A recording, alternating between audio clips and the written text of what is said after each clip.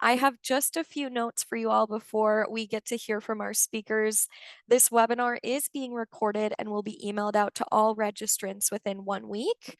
We currently do not offer CEUs, but if you would like to request a certificate of attendance, I have a form that you can fill out and request one of those certificates. I'll put that link in the chat here shortly, and it will also come in your follow-up email. So if you're not able to access it in the chat, don't worry, we'll send it to you. We might have some time today for some Q&A at the end of this session. So if you do have questions as you hear from our panelists, feel free to put those questions in the chat. I'll be collecting those as they come in, and then if we have time, we'll go through a few of them together. We want to recognize that July is Bebe Campbell National Minority Mental Health Awareness Month. And if you do not know her, Bebe Campbell has an amazing legacy. Her ability to tell really impactful stories highlighting themes of racism, mental health, and family have really left a lasting mark on our world and the foundation of a lot of the work moving forward, continuing to support BIPOC communities and their mental health in really impactful ways. This month at MHA, we're trying to have as many conversations as we can and really utilize that power of storytelling and connection to learn and hopefully do some collective healing together. So that's really what today is about, is finding some space together and exploring that theme of generational gaps and the impact of generational trauma, generational differences, and cultural differences within BIPOC communities, and really what that effect looks like on individual mental health and community mental health. So we have 3 amazing panelists with us here today to help guide that discussion. Before we introduce them, I want to present a really amazing opportunity to you all. A really big thank you to Anise Health, who has provided an opportunity for one of you today in honor of Minority Mental Health Month to receive some free therapy. So today only, if you go to Anise and submit their intake form, one person will be announced to win 3 months of care, which is 12 sessions of therapy and coaching. Angel's going to go ahead and put that link in the chat. So thank you so much to Anise Health for providing that really great opportunity for those of you that are listening here today. I will, without further ado, hand it over to our panelists who we are so happy to have with us. We have Angel Wang, Mohammed Sheed, and we also have Dr. Christine Coleman. Thank you all for being here. We're really excited to have you in for this important conversation. I would love for each of you just to share a little bit about yourself with our audience, personally, professionally, just to let the audience know who you are and who we have joining us today. Whoever wants to kick us off, go for it. Happy to jump in. Personally, I'm Angel, she, her, hers pronouns. I'm a second-generation child of Chinese immigrants. I was born in the South, grew up in the Midwest, went to college on the East Coast, and now live on the West Coast. So seeing all of you dial in makes me curious where I'm going to move next, since I've been all over the States. And then professionally, I currently lead partnerships at Anise Health. We are a culturally responsive mental health care platform dedicated for marginalized communities and the BIPOC community. We have a focus on empowering people of Asian descent. Prior to that, I worked in big tech. So I was at Meta classifying political ads for the US elections, have so many interesting stories of impersonation campaigns and cybersecurity questions, national intelligence questions, worked at various trust and safety teams across TikTok, Twitter, and the United Nations Development Program's Chief Digital Office. But after graduating Harvard Business School recently, I felt like it was time to take a risk on myself and do something mission-driven for my community and pursue entrepreneurship. So now I'm at Anise Health working on mental health. And after all those years in big tech, could probably do with some mental health myself. So thanks for inviting us. Thank you, Angel. Welcome. Go for it, Mohammed. Hello, I can go next. My name is Mohammed Shadid. I'm a student at the University of Pittsburgh, currently studying neuroscience. I'm a second-generation immigrant from 2 parents that are from Egypt. So this topic is near and dear to my heart, as I'm very aware of the stigma that exists in that Middle East region. And because of that, I've worked with organizations such as Work to Be Well and the PA Youth Advocacy Network to develop and implement culturally responsive education resources, as well as just education overall, especially in Arabic, to help educate those communities about the importance of mental health and where to find help. So I'm very excited to be here today. Thanks, Mohammed. Welcome. And last but not least, we have Dr. Coleman. Hey everybody, my name is Dr. Christine Coleman, she, her pronouns. I'm so excited to be here with you all today. I am the founder and CEO of my private practice firm, POC Thriving, where I focus on the mental health and wellness of BIPOC communities, specifically, that of executives of color or people in leadership who are of color. And I also am the founder and executive director at Soul Sisters, Inc.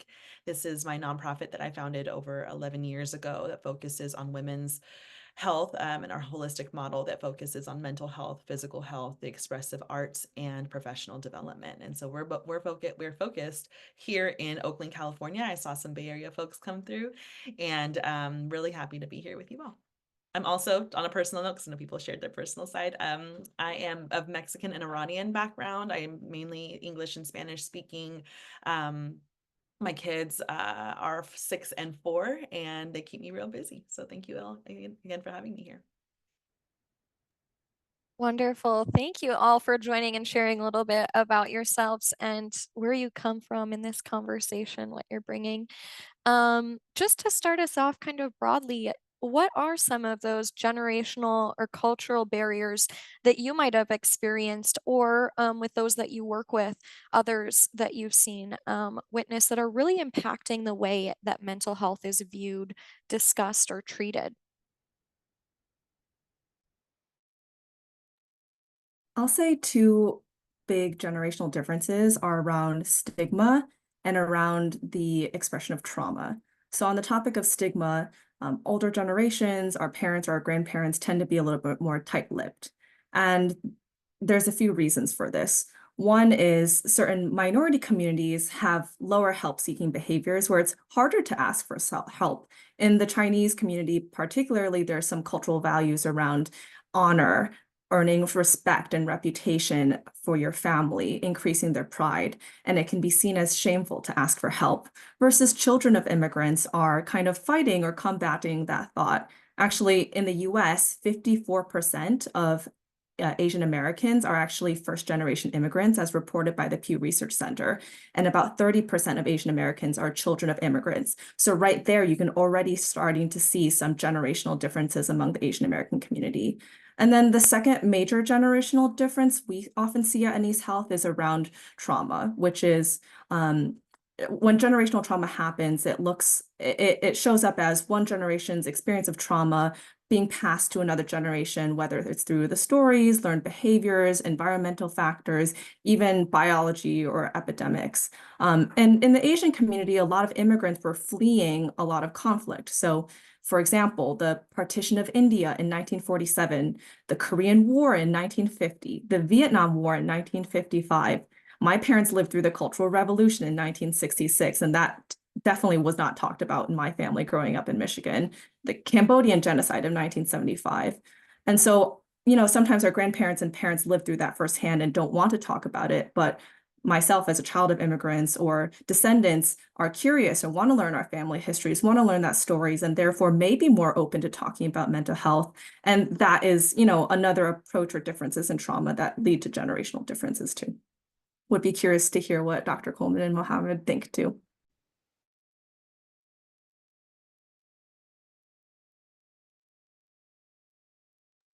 Yeah, I think going off of that point, stigma is very important, especially in the newer generation, Gen Z, and my current generation. People from the Middle East region are very afraid to speak out because there is a very heavy stigma and expectation that, especially for men, they're supposed to be strong and not show any signs of vulnerability. My last name Shadid means strong in Arabic, so you can imagine it is very hard to admit that. And I think lack of education is probably the most important thing too, because without education, you can't have an open mind and you can't accept change and new research, new findings about mental health. And for me, education was very important because I was in the dark about mental health for a very long time. In fact, when I was in high school, my sophomore year, I took a class called Applied Positive Psychology. It was a scheduling error that allowed me to take that class, fortunately. And I was very annoyed at first that I had to take that class because I was still succumbing to that stigma and I didn't want to take it. But I had the opportunity to read a book in that class called The Happiness Advantage by Sean Aker. I'd recommend anyone read that book. It is very powerful. And there was a quote in that book that said, "Happiness is not the result of success, but success is the result of happiness." And that quote to me was like mind blowing. I was like, oh wow, like that's not supposed to be true. Everyone's like, oh, you have to sacrifice your health and your well being in order to have some semblance of success later on. So going through that class, I had a wonderful teacher. He always encouraged me to look deeper into like research and findings. And like ultimately, I realized like mental health is real. Mental health is very important. And I realized that this stigma that was in my community, from my country too, that it just wasn't right. It didn't protect people. So with that education, I realized that the only way to help others is through continued education and developing more resources for them to be able to have a chance at learning about the importance of mental health. I love all these sharings. Thank you both. I agree 100%. Thank you for sharing so much. I would just add access. And even though there are phenomenal organizations and efforts continuing to blossom throughout the world, I think there are a lot of people from different cross-cultural backgrounds who don't know where to go, even if the awareness is there, even if we are continuing the movement towards destigmatizing mental health. Where do I go? What feels safe, as I'm hearing as well, right? And not only where do I go, but how do I go about this? There's still a lot of systemic barriers that exist. And even if people are saying, I'm aware that I have maybe some of these challenges, I want help. Where do I go? How do I go? A lot of the organizations I partner with, as well as that I see within my own organization, are the barriers to access just really practically. How do I maintain my mental health when I have to work 2 to 3 jobs, when I have children, when I have limited time and limited resources to be able to actually go? And so right now at Soul Sisters, we're working on having a virtual model, but even with that comes barriers, right? Do people have access to Wi-Fi? Do people know how to navigate Zoom and other factors along these lines? So we are continuing to make great strides forward. And I also think that we have a long way to go. And folks like us here on this call really can be thoughtful about how do we make these barriers to access smoother and easier for people, because we are making great strides. And I think it's important for us to recognize how do we break through some of those systemic as well as practical logistical barriers. Absolutely. Thank you for all of that. That big thing that kind of is that through line in all of your stories and sharing is just that stigma. And it's rooted so deeply in so many ways that affect access, that affect individuals feeling like they can't even ask for help. I know I saw one comment in the chat that said that, on a personal note, that they never felt like they could even bring up mental health in their culture, that something was wrong with them. No one would understand what I was dealing with. And I think a lot of people here probably resonate with that statement. But really starting to find some ways to break through that stigma, increase education, like you talked about, Mohammed, and start to have these conversations and break down some of the systemic barriers that are in the way. So on that note, for you all, what are some of those effective strategies that you have seen work to start to bridge that generational or cultural gap that we have when we're discussing mental health in diverse families and communities?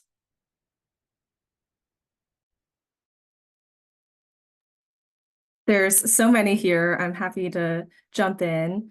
So one thing that we've often noticed in Asian communities in particular, when there's intergenerational families or communities living in close proximity, is to mirror language or use analogies or storytelling that feels more familiar to the audience. And so, for example, talking about physical symptoms and your physical health might feel less taboo. So talking about the stomach ache, the headache, the back pain you get from additional stress, from school or from your work, or even from the demands and family family, around dating or achievement, that can be a bridge to start talking about what are the root of that. It could be, not feeling seen, not feeling heard, feeling like you're being pushed to a place that feels a little dark or scary. So that's one thing, is to try to adapt the language using words that might feel more familiar from other generations. And then secondly is to kind of look at the lens in which some of our older generations were looking at mental health. So again, oftentimes in Asian communities, there's a value around productivity or achievement, and therefore devaluing rest, looking at self-care as being guilty or shameful. And, trying to challenge some of those values or anchoring it in familial values, like actually self-care allows us to be a better version of ourselves, to be a fuller version of ourselves, similar to Muhammad's quote, which is around happiness and success as well. So I think sometimes adapting the words to be familiar to those older generations. And then one last thing I'll say around cultural context, there's a lot of pop psych social media, like armchair therapy, about how to make yourself feel better. And for certain minorities, those types of practical tips might not actually seem very doable. An example of that is with boundary setting. The first therapist I spoke to was like, in the first session, told me to set boundaries with my parents. When I heard that, I heard cut off my parents. I heard stop talking to them. I heard create distance and space. And that felt like a violation of my values. That felt like disrespecting them. That felt like not honoring the sacrifices they gave me to have a better life. But instead, I think adapting for cultural context in a mental health care setting could look like reframing boundaries as what is the space where both you and I can coexist and have both our needs met so that we can care for each other better, rather than cutting each other out, or better understanding what are the things that make me feel in danger or not safe, and how can I better attune to that so I can be there for other people as well. So I think being aware that some of the advice you see online, like, go for a walk, journal, meditate, might need to be adapted to the familial setting or the neighborhoods in which you were raised.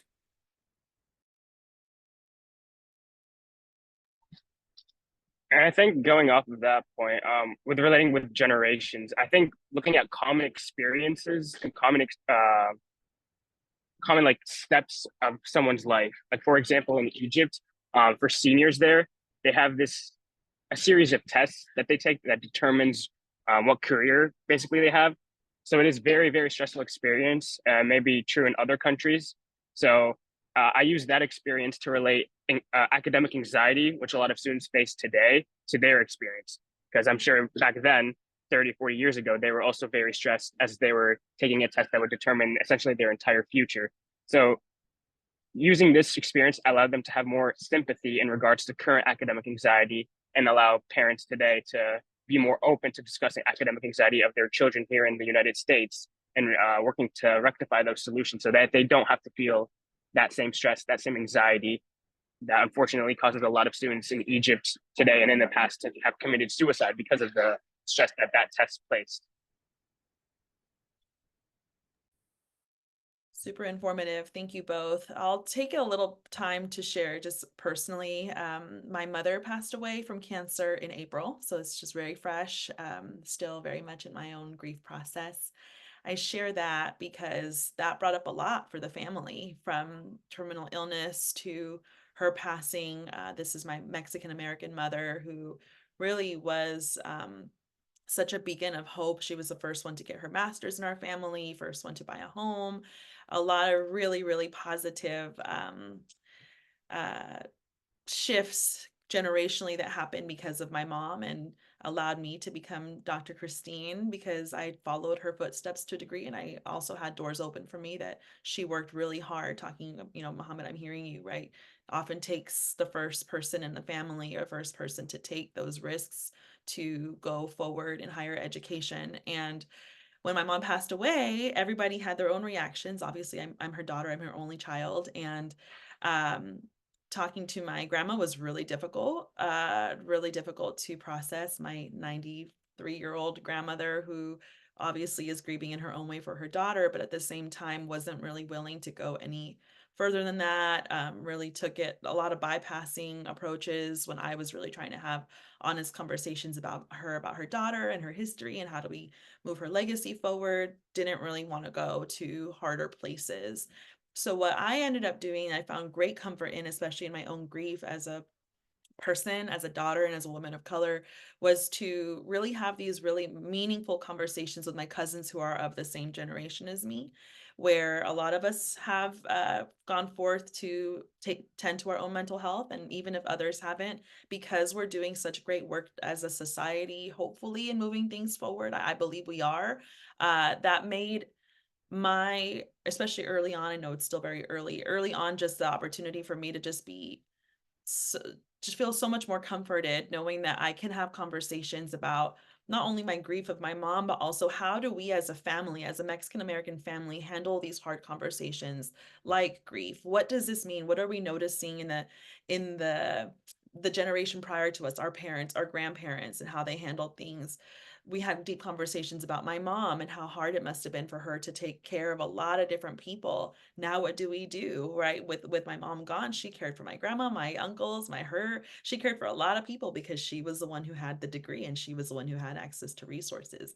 Now does it fall on me, or how can I, talking about Angel, set some boundaries myself to still care, to still uphold those traditional values, and at the same time not take on multiple people or multiple responsibilities, because that I can't do that. My mom unfortunately had to and did carry a lot of those things. And so I'm just really thankful that we are again moving forward, that sometimes we don't have the ability to get the answers or clarity that we want from generations past, and yet there is great value in the commonality and the openness that we can have with generations who are open to having those conversations, whether they belong to your own or others that you begin to explore. And the last thing I'll say is myself, and as well as the clients that I work with, I see some really beautiful outcomes with my clients taking the bold steps to go to therapy. They don't say, hey, I'm going to therapy and y'all should too, even though we might really want to, right? I'm going to therapy and clearly y'all need it. That's probably not going to help. We can maybe say those things in more tender ways. But what I see most effectively is doing the work for ourselves can play tremendous roles in generations backwards and forwards, right? So a lot of times we think, oh, the generations past are lost causes, they're stuck in their ways. I've seen my clients go to therapy and their parents go to therapy simply because they watched their children go to therapy, and simply because they had these conversations that weren't so scary anymore. Whoa, my daughter, my child, my son is going to therapy. Look how successful they are on the outside, but mentally and emotionally, they're getting tended to those things as well. Those are really powerful things. Maybe I should give that a try. And those moments that just make me go, yes, I'm so thankful of the power of mental health and the power of this type of support. Wow, Dr. Coleman, your honesty is so powerful. It brought up so much for me on so many different levels. Just even the changes that our parents see in us, or our family sees in us because of the courage we do. I mean, I am working at a mental health startup, and when I first did that, my parents were like, "Are you really sure you want to do this? It's so different." Now, years later, my dad sent me a link to these actually Chinese mental health forums. He's talking about mental health with his Michigan family. It is so endearing. I also, when you were talking about your family coming together to grieve, to process, to make collective healthcare decisions, it reminded me of the movie The Farewell, which is about immigrants in the US who learn about a respected elder who is in another country, and that family's decision of what to do. And I related to that so much because that very similarly happened in my family too. This is kind of odd that I'm talking about this now with 500 people, since I haven't had a chance to talk to my therapist yet about this. But my mom yesterday went to her immigration interview to become a US citizen. And I was feeling so much guilt, like similar to what you were saying around setting boundaries and wanting to do so much for the family. I was like, I need to fly to my mom. I need to help her prepare for all these questions. I need to personally help her study and do mock interviews. I think so much of us when we come from marginalized communities, we feel like we need to do all of it ourselves. We feel like if we ask for help or if we lean on other people, it's not allowed. And I think in caregiving, especially caregiving for our parents or elderly, whether it's healthcare or whether it's citizenship, we don't like hire a coach or hire a professional, or it's so taboo to send someone to a nursing home or ask for assistance. So I just think that what you said around learning to take care of ourselves, allowing us to be brave and courageous, our family will see that, but also it's not just a blanket bad thing, and we can relearn that for ourselves too. I just wanted to follow up on the point of the guilt. I think the guilt of especially second generation immigrants too, of not wanting to feel like, oh, I need to ask for help because my parents sacrificed so much to come to this country. I don't want to burden them by trying to go to therapy or something else. That guilt is very real. It is a personal battle I've had, and I'm sure many other people had. So I'm glad you brought that point up. Absolutely. Thank you all so much for sharing so personally. And Dr. Coleman, our hearts are with you and your mom. And I don't know if you saw all of the comments, but we're all sending you so much love. Thank you all for sharing. A lot of what's coming up are those feelings of what has been the cultural norm within my community, what is okay to say or feel or do, and kind of what is expected of me, what's expected of others, how am I supposed to react in certain situations. It's a lot to navigate. And I think as Angel pointed out earlier, it can be easy for mental health organizations or practitioners to give like tips to talking about mental health or the things to say, but it's really so complex depending on where you're coming from, who you're going to, what that looks like. And so just expanding a little bit more on this, how can we really encourage conversations about mental health within families and our communities while still finding that respect for cultural norms? I know you've each already provided some really great examples, but I wanted to open up the opportunity if there's anything else you wanted to add to that.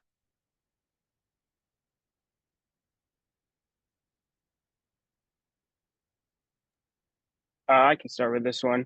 So I'm a Muslim, okay, and oftentimes culture and religion get intertwined in ways that they shouldn't.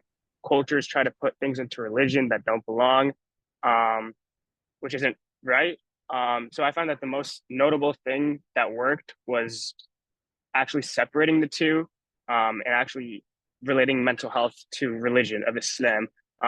Something I did was at my local mosque, we had the opportunity to have a talk about mental health. And I was able to present some excerpts or ayahs or verses from the Quran, which is our holy book, about the importance of taking care of your well being and how the Prophet Muhammad, he had a year of grief and he needed help in that time too. So that conversation really split the or really opened up people's minds to the necessity of mental health and how it is something that isn't necessary, and that culture and past traditions often tell us that we should push those feelings down when in reality, the prophet, who was something all Muslims want to emulate, needed help in his time. So I found that religion in really in a traditional sense is very powerful, and the same goes for other religions as well, I'm sure. Thank you, Mohammed. I love that of bringing it into the conversations of your deep cultural beliefs, inviting it in, and really helping people make that connection to things that they believe in, that they feel powerful about, and kind of helping make the connection between the two, which sometimes it all feels very separate, our health and our beliefs. But I love the way that you've been able to do that with your community. Thanks for sharing.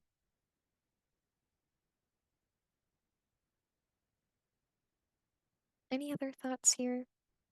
I know one thing that Angel had talked about earlier, just when it comes to the way that mental health is talked about often in Asian communities and families, and something that recently I had an interview with a wonderful young woman, Leland Pond, and we have video clips of that on our social media you can go and see. But she talked about the same thing you did, Angel, bringing up sometimes just the cultural norm within her community of just you don't talk about the way that you're feeling emotion wise, and how she was able to really combat that by talking about that physical emotion or physical reaction that your body has to relate her mental health struggles with her parents and her grandparents, and that that was so much easier for them to understand and connect with. And when she was able to kind of bring that body-based practice into connecting that our mental health is part of our physical health too, and this might be why you're feeling this way physically, that really worked. So I think that there's a lot of ways that we can talk about mental health within different communities in different ways that really still protects those cultural norms. Not saying that you have to shift the way in which you believe to be able to take care of your mental health, but really empowering people to talk about mental health in ways that work for them in their communities. So I love that. Um, I'd love to we can move on. I know we've got a lot to chat about, but I'd love to hear from each of you about maybe some practical tips you have for initiating mental health conversations with family members or community members, friends, whoever it may be, who might hold a little bit more traditional views that might make it hard to ask for help. Or conversely, if you don't feel comfortable, if you're struggling with your mental health and you want to have that conversation and you just don't know if you can have it with a family member, um, what are some other places that you would encourage folks to seek that support? That's a big question. I will just caveat this by saying everyone is different, and part of the work we do at NICE in providing culturally responsive care is acknowledging our fullness and intersectionalities of our identities. So I'll share some practical tips with the request for everyone to know that this isn't meant to be one size fits all, but a few things people can do. One is write a letter either to yourself or to the person you want to have a conversation with. And if possible, try to write it in some languages or phrases that they might speak. Oftentimes there's language barriers and language differences, so the words themselves might not exist, and or sayings or ideology might be different. An example, there's a Japanese saying actually that is, the nail that sticks out gets hammered down. Compare that to the American saying, which is the squeaky wheel gets the grease. That already shows you differences in what it means to stand out and be different. And so maybe if you can write this down or practice a letter to the person you want to speak to, you can even insert some sort of phrases that acknowledge the context they come from, while also drawing comparisons to the context or environment that you're in now. The other thing I would say is to ask yourself what you're hoping to receive from this person you're having a conversation with. If it is caregivers or parents, oftentimes it's wanting to be seen, felt, understood, and heard by a person that you want to have some sort of validation from. And therefore, if you come into the conversation being like, I need to demand this acknowledgement from you, that may oftentimes put the other person on a defensive stance. But if you can come to the conversation with some curiosity and openness and understanding of how can I help this person understand me or understand why they don't understand me, and what are the ways in which we can coexist more peacefully? And if not, what are other communities or places or people that I can seek refuge and comfort with as well? So doing some of that self-work to know what am I hoping to get? What types of asks can I ask for? Does it seem likely that this person will receive it? And then give yourself grace, patience, and time. I love that. I'll add a few as well. It's really, really great, Angel. Thank you for that. Uh, some of the things that I run into as a therapist and someone who's been in this space for a while is there's a reason there's a stigma, right? And across BIPOC communities, what is that reason? And oftentimes mental health, the field of psychology, is associated with Western beliefs. And so oftentimes people stray or feel just the sense of rejection around mental health because it seems like something for white people, and traditionally it was. And so they're not wrong. Our backgrounds, our cultures are not wrong. what we're doing is, you know, generationally, and as we've been talking about, it is wonderful because we know that there are powerful positive impacts from traditional talk therapy. But what I think we also need to do is learn about and be curious about, and also hear through storytelling, through opening the opportunities to have conversations around what forms of mental health, healing, processing happen and have happened through our Indigenous backgrounds.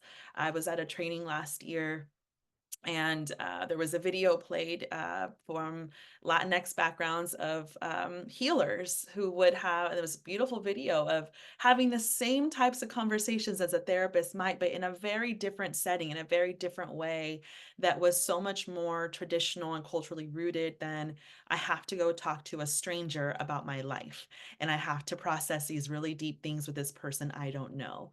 So I think really being curious and also open to the Indigenous practices that have already existed, instead of trying to make somebody or convince somebody that these Western practices are the only way, I think is really important. And of course, finding our own mindful and thoughtful ways to share the positive sides of talk therapy and other practices that are alongside of more modern or westernized mental health. The other thing I'll say is with Soul Sisters, when I started Soul Sisters, I was a new therapist. I was a therapist intern, which I think some folks in the house are.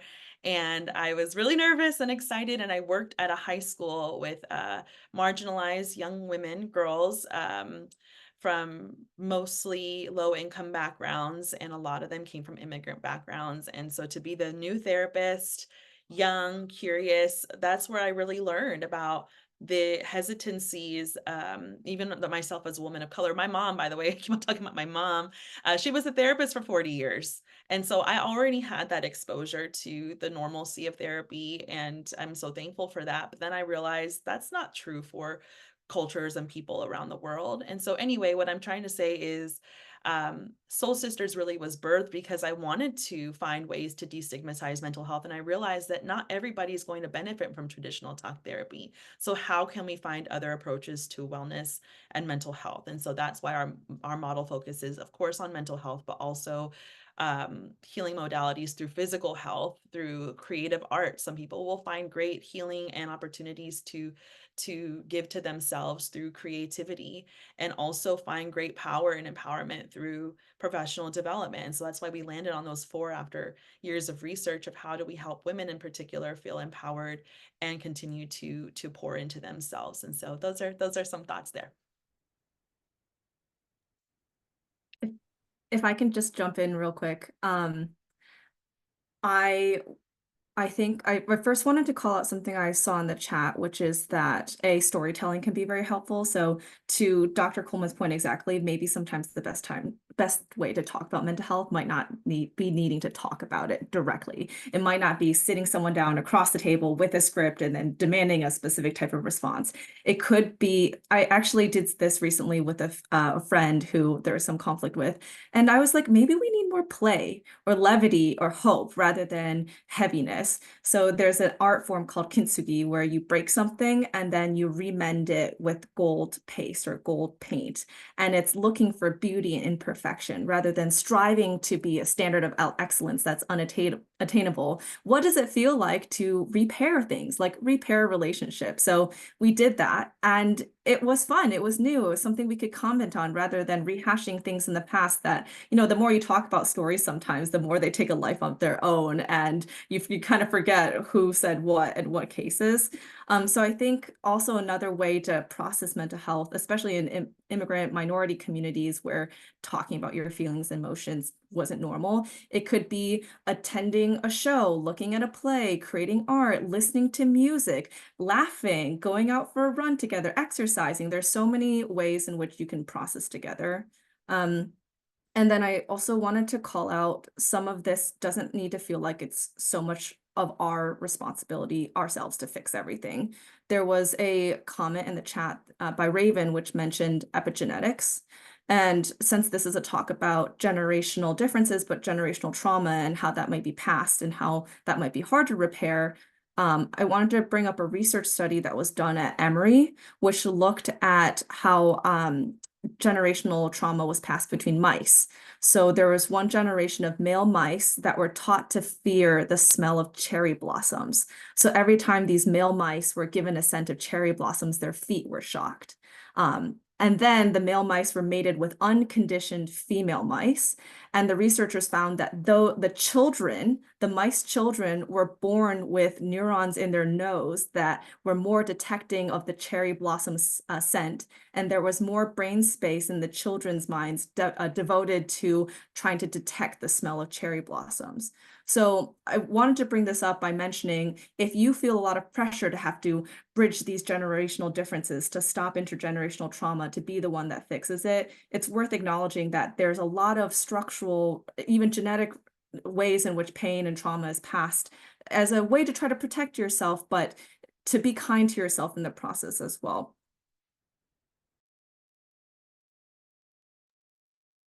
Absolutely. Thank you, Angel, and for bringing up that really important part of the conversation today. I think a lot of our discussion is how to approach mental health in these conversations. And I love all of your examples, Angel, of breaking out of the traditional space where you're necessarily even having the conversation and how to do that in different ways. And we've also talked about, and you brought up briefly before too, Angel, the complexity that language brings into this conversation. And I want to dive a little bit deeper into that.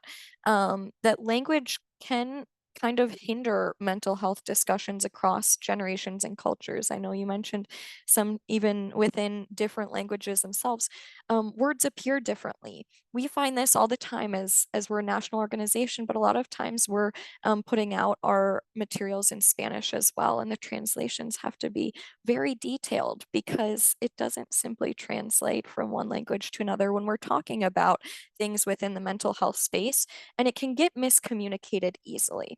Um, and so I'd just love to hear from you all a little bit more about how you found that language can play a role in facilitating or hindering mental health discussions within families or communities. Yeah, absolutely.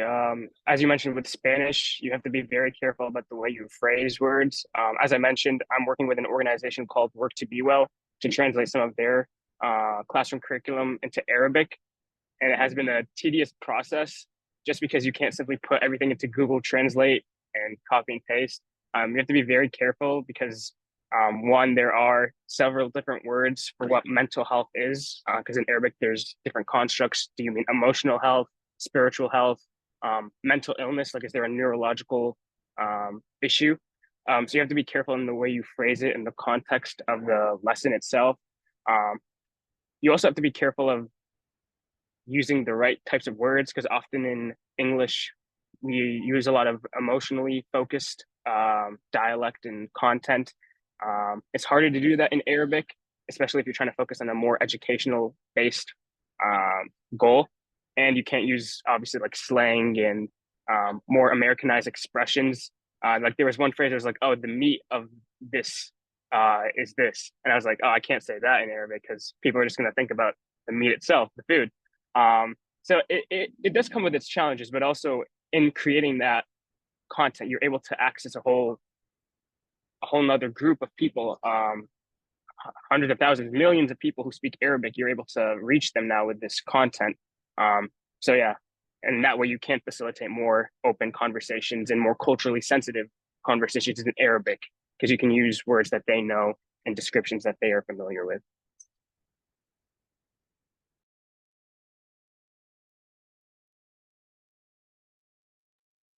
Happy to jump in. Some of the providers on our platform noticed that in English speaking therapy sessions, people where English isn't their first language find it a little easier to talk about feelings.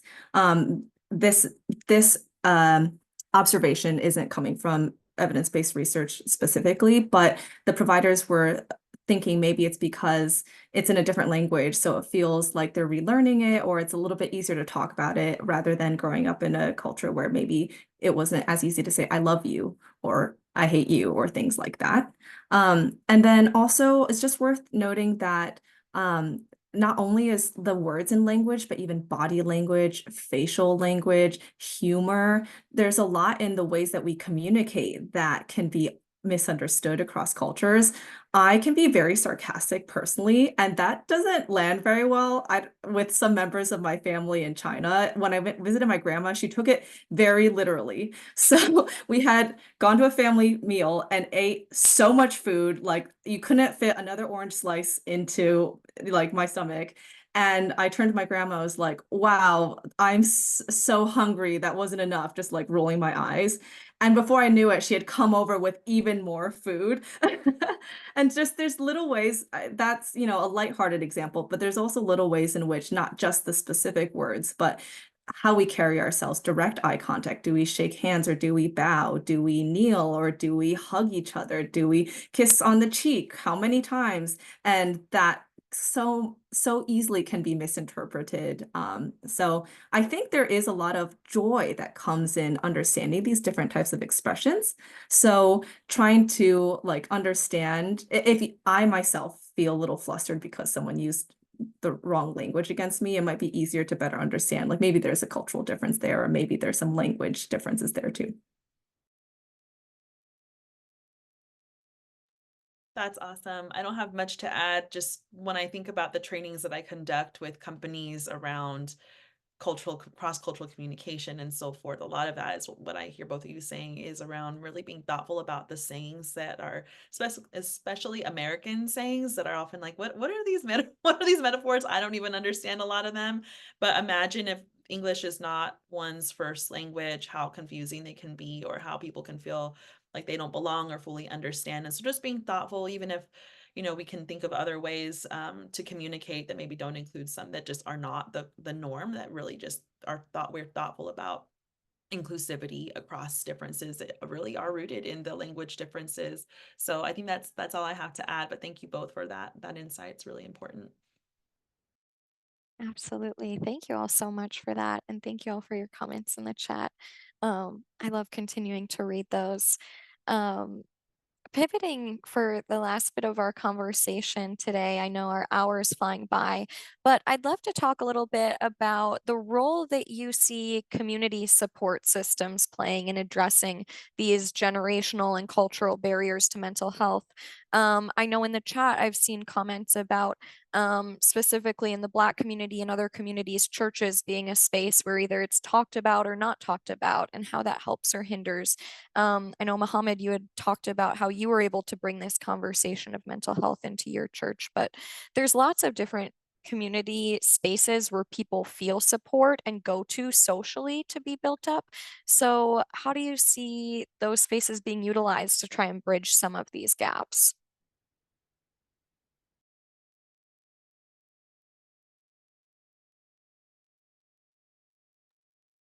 I think the first thing to recognize in these community centers is it is for the entire community, whether it be a church or a mosque.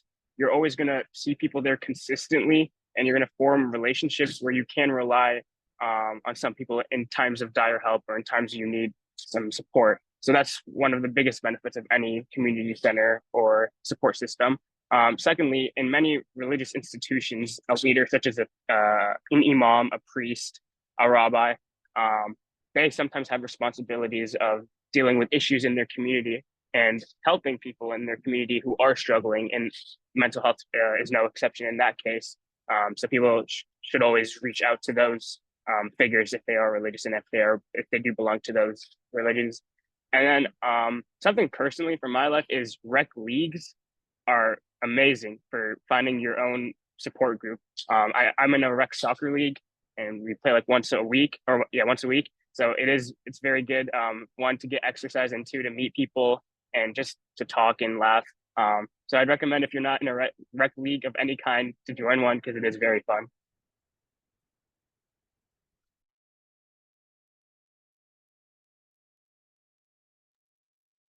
I'll add on the topic of religion. My religious background is Christian, Protestant Christian, and I grew up in a small church setting where I heard messages like women don't belong in the pulpit, and conversations around mental health definitely weren't spoken about as explicitly. And now that I'm older, we belong to a different church where our pastor is really, really great about talking about mental health and actually calls on me a lot to consult with him about mental health matters that he can include in his sermons. And most recently, he reached out to me to see if we can talk. He wanted to do a series on trauma. And I think it is really important for religious leaders or other different leaders that people do trust and pour a sense of, you know, what do I do in these cases, and use our opportunities and privileges for good to be able to normalize conversations like these. And I was really honored about, I thought I was just going to consult and, you know, just give him my feedback and my thoughts. And he actually asked me to close out the series, which I'm doing this Sunday, which really breaks a lot of those what I believe are not so positive, even harmful norms in the church around women speaking, around talking about mental health. A lot of the background I have is around domestic violence, intimate partner violence, and I'll be sharing about that, and really hearing about, you know, concepts in the church like forgiveness, and how a lot of people in harmful situations, for instance, including myself, stay because we think that we just have to forgive people and move on. And also, again, all these different misogynist norms that are also embedded into the church. And so to be able to destigmatize, to represent physically, but also use my knowledge and hopefully my stories to impact people within my church community is really important. And I feel deeply honored. So I love, Mohammed, that in your faith and what you're doing is so powerful. And I think across beliefs, and also not only in religious settings, but also in different communities. I was on a panel at a store down the street. My friend owns a really cool store, and she did a retail therapy night. She had a panel of therapists, and then we shopped afterwards, and it was really fun. It just really normalizing mental health conversations and making them less scary, allowing more touch bases to really, again, normalize and destigmatize mental health. I think a huge thing is also just feeling less lonely, going to a group and feeling like you belong to something bigger and more important. And the people we do surround ourselves with and the energy we get from them are so influential. So I'll just call out that some communities can be very helpful, but some communities also can maybe not be the right fit. And what I mean by that is there is some research shown that for older Asian individuals who were very, very lonely, they would often resort to like gambling or addiction or some substance abuse related things that were accessible in certain communities. There's actually an article that showed certain casinos sending free buses to elderly retirement homes and basically providing a free ride and free transportation for elderly citizens to go technically join that community, join a community, but it necessarily wasn't helping some of those individuals feel more connected. And in fact, it was exacerbating some financial issues as well. So I'll just say that belonging to a group helps address feelings of loneliness, but also to be thoughtful about who are the people that you're choosing to be close to you and you're participating with. I think Mohammed's like sports group sounds awesome. I grew up playing tennis and I loved being able to be active and move my body. But I can also see maybe there are certain friends groups that didn't bring out the best in me too. And it's just worth thinking about what communities you do want to invest in. Absolutely. Thank you for that, Angel. It's such a good reminder, and really finding those communities that are supportive of your health, mentally, physically, emotionally, and leaning into those spaces. And if you haven't found it yet, seeking that out. I love, Mohammed's reminder to find spaces that bring you joy, that bring you community and passion. And if you haven't found that yet, figuring out, what are some of those things I love to do? Where can I get connected to people and building those relationships? I love the retail therapy. It's so fun and funny, but it's real, finding spaces where you feel comfortable chatting about these types of things and then having some fun with it too. I really love that. I know we are getting close to the end of our time, and I don't want us to dive too deep into another topic. So I'm going to have us wrap up here today. I want to give a huge thank you to Angel, Mohammed, and Dr. Christine for joining us, for all of your perspective, your insights, the personal stories you were able to share with today were really impactful. And a big thank you to everyone who's joined us and everyone who has posted their own experiences, stories, and resources in the chat. I thank you all for making it such a great space where we get to connect each month. I have a few reminders for everyone. I know there have been some questions. This is being recorded. You will be getting the link to the recording within the next week. We'll also send that link to certificate of attendance if you weren't able to grab it. And then just a reminder of Anise Health's wonderful offer for you today. If you do fill out an intake form, you'll go into the drawing and Angel will reach out to our winner for that. Angel, if you want to drop the link to that in the chat one more time so that people can grab it before they head out, that would be great. Thank you all for joining. We will stay in touch. We also have more opportunities for these types of conversations throughout the month of July. We would love to have you join us next week. We have another conversation on next week, Tuesday. It'll be Transforming Trauma, Healing Justice for Mental Health, where we really talk about the power of healing justice and community care in addressing mental health issues. So we hope to see you then for that. But thank you all for joining. Thank you, speakers. It's been a wonderful hour together. I hope everyone takes away something different from this conversation and take some time for you today to really care for your mental health. Thank you all. Thanks so much, Jackie. Thanks, everyone.